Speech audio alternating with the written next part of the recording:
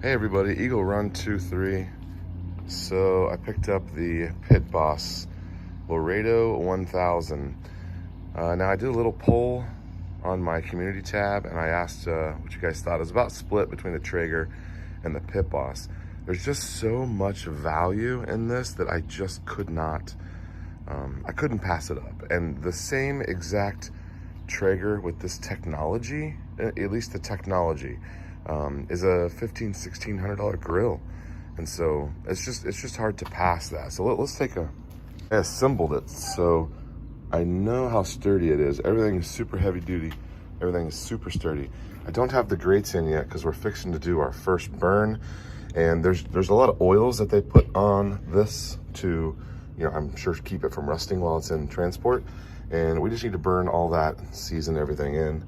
Got lots of little styrofoam in here. Let's see, we got a little pop-up tray, which is pretty nice, big side one. I really like this. So there's plenty of great reviews on YouTube about this. I'm just gonna tell you a couple things that I like so far, and a couple things that I've kind of foreseen maybe being a problem. Well, the wheels are amazing. Really heavy duty. They rolled great on the sidewalk.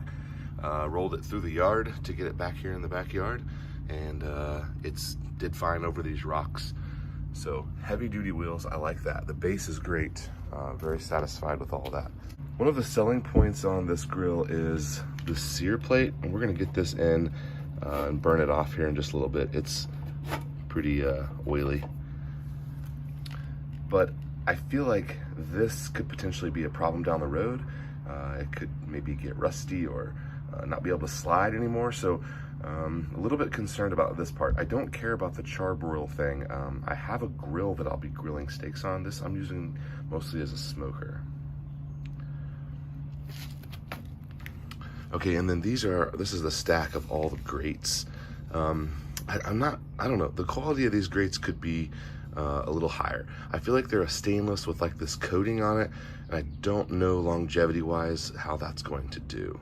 So we'll have to keep an eye on that. The cool thing is there's lots of options in the aftermarket for different grill grates, and that's no big deal to swap those out. If these don't last more than a year or two, no big deal with me. All right, so we've got this plugged in here. Looks like the fan's coming on. Taking the temperature reading. We need to get some pellets in there.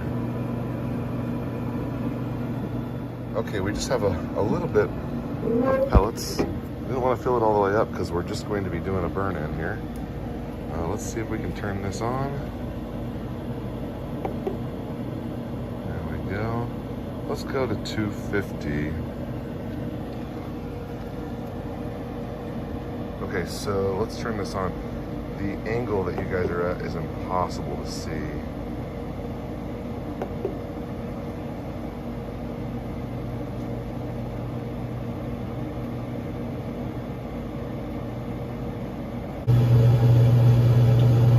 Fan is running and the auger is moving, so we're just going to hold that down until we see some pellets start to come out.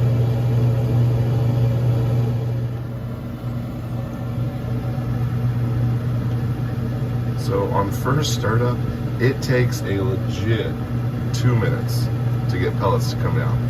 These are the first pellets that we have seen, and I've been holding the prime button down for a good while. So this first time, it just really takes a while. Okay, so now that we've got pellets moving, I'm gonna go ahead and add a little handful down there. It didn't do any good to add any while there's just nothing in the tube. So we're gonna add a little handful down there and then let it get up to temperature.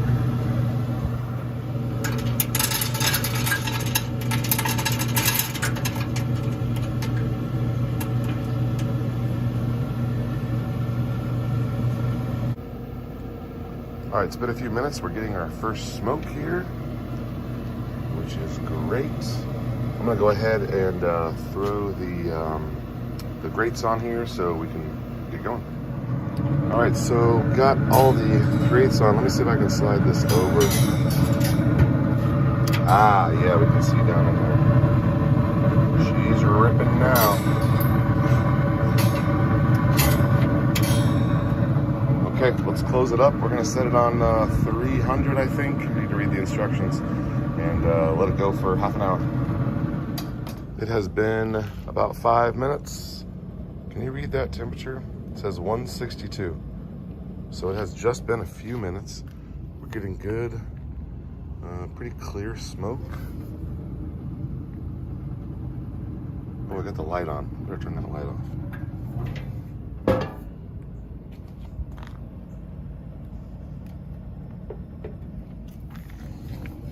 There we go.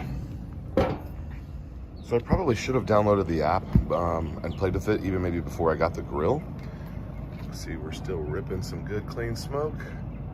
It's maybe a little whiter than what I've seen, but I guess there's kind of just started. So I guess I should have downloaded the app maybe before I got started with this.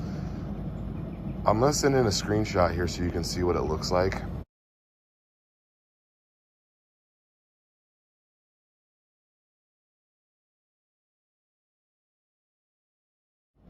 But it's super cool. You just have a spot where it shows you where it's set, and it's just a little dial. You just spin it with your finger.